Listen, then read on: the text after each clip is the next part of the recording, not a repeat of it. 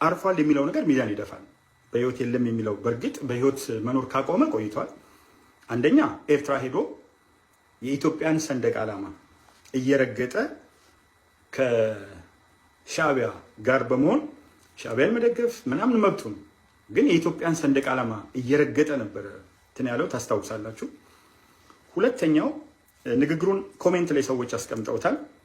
በለው በለውና የሆነ ክልል አንድን ስም ጠራና በለው በለውና እከሌ አሳጣው መድረሻ የሰው ልክ አያውቅም ክልል ሶስትን አማ እና ውሻ ብሎ አማራን የሚያክል ትልቅ ማህበረሰብ ታማኝ ከሆነው የቤት እንስሳ ጋር በጣም ከሚከበር አሜሪካ ውስጥ የተለያዩ ቦታዎች ከሚከበር የቤት እንስሳ እኛ መቼም የምንሳደበው በመልካም ነውና የውሻን ያህል ታማኝ የለም፣ የውሻን ያህል መልካም የለም። ቤት ይጠብቃል፣ የተለያየ ነገር ያደርጋል። የማያውቀው ሰው ከመጣ ተፈጥሯዊ ነገሩ ስለሆነ ወይም ከታመመ የሆነ ነገር ሊያደርግ ይችላል። ስለዚህ የሰው ልክ አያውቅም አማ እና ውሻ ብሎ ያስቀመጠበት ሁኔታ ነበረ። ከዚህ ውጪ በህይወት የምመኘው አለ ትልቁ ምኞቱ በህይወት የምመኘው ትግራይ ሀገሮና አማራ ሲለምን ማየት ነው የሚል ንግግር ተናገረ። እነዚህ ሶስት ንግግሮች አንደኛ የኢትዮጵያን ሰንደቅ ዓላማ ኤርትራ ውስጥ ሄዶ መርገጡና መስፈን፣ ሁለተኛ በለው በለውና የሆነ ብሔረሰብ ስም ጠራና እሱ የሚደግፈው አሳጣው መድረሻ የሰው ልክ አያውቅም አለና ክቡሩን ማህበረሰብ እና ውሻ ብሎ ተናገረ። ይሄ ሁለተኛው በጣም አሳፋሪ ንግግሩ ነው። ሶስተኛው ደግሞ በህይወቱ የሚመኘው በህይወት የምመኘው ትግራይ ሀገር ሆና አማራ ሲለምን ማየት ነው። ምን አደረገው አማራ? ምን አደረገው አማራ? ቀድሶ እንደ ማንኛውም የኢትዮጵያ አርሶ አደር አርሶ፣ ሰው ሲሞት አልቅሶ፣ ብላልኝ ጠጣልኝ በሞቴ ብሎ አካፍሎ፣ በአራቱም ማዕዘናት በኢትዮጵያ ዳር ድንበር አጥንቱን ከስክሶ ደሙን አፍሶ ከኢትዮጵያ ማህበረሰብ ከሁሉም ጋር ሊባል በሚቻል ደረጃ ተጋብቶ ተዋልዶ ተጋምዶ ተናንሶ ካልነኩት በስተቀር ክብሩን አስጠብቆ ፈሪሃ እግዚአብሔር ያለው ከጭካኔ ይልቅ ፍቅርን ማስተማር የሚችል እውነተኛ የሆነ ማንነት ያለውን የአማራ ህዝብ እኔ አንድ ቪዲዮ ብያለሁ እኮ አንድ ቪዲዮ ማውጣት አይቻልም ብሔረሰብ የሰደብኩበትን እና ጦርነቱ እያንዳንዱ አፍ የሚከፍተው የሚለማመደው በአማራው ላይ ነው። ሰዎች ብር ሲሰጣቸው በተለያየ ሁኔታ ተገደው አማራውን ዛሬ የሚሰድቡ ሰዎች ጭምር ስለ አማራው የመሰከሩትን አሳምረን እናውቃለን።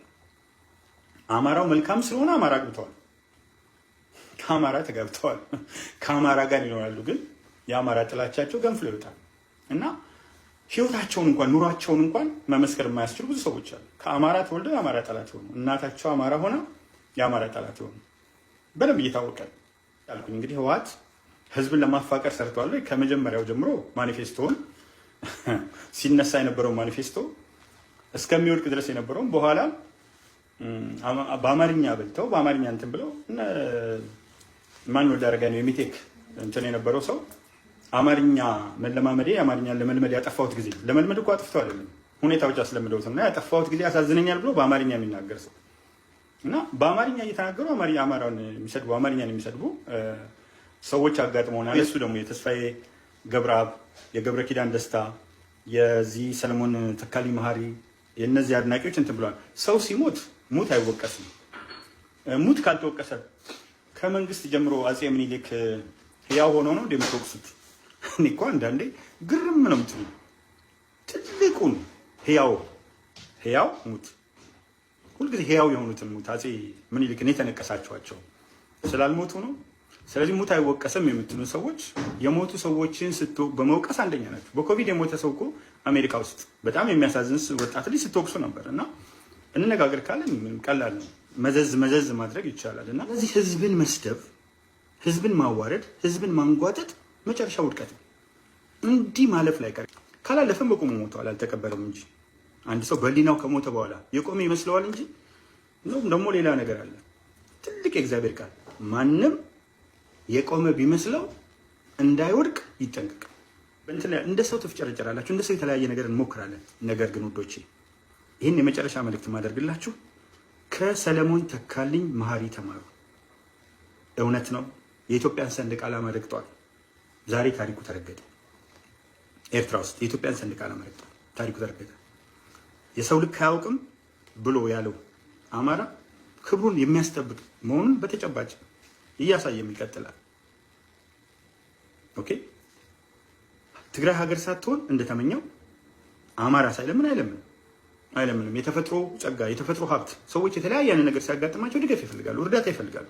ሀብታም የተባሉ ሰዎች ውጭ ሀገር ሄደው ታከሙ ሲባሉ ገንዘብ አልበቃ ብሏቸው እርዳታ ይጠይቃሉ። እርዳታ በተለያየ አጋጣሚ በተለያየ አይነት ሁኔታ ውስጥ ልንጠይቅ እንችላለን። ግን አደራ ምለው አበክሬ ለሁላችንም ማሳስበው እባካችሁ ምድር ላይ ስንቆም ዘላቂና ቋሚ አይደለም። ስለዚህ እኔ አሁን ነፍሱን በአጸደ ገነት ያሳርፋት አልልም። እግዚአብሔር ነው ፍርድ የሚሰጠው።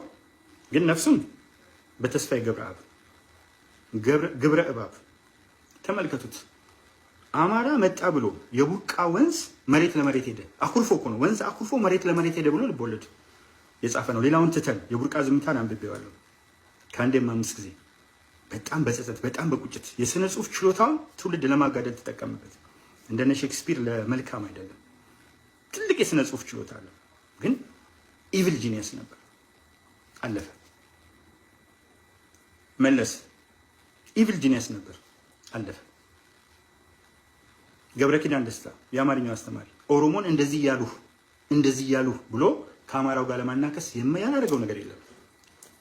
ትልቅ ሰው ነው። አፈሩን ሚጥሚጣ ያደርግለት እና ትንሽም የሀዘን ስሜት አልተሰማኝም።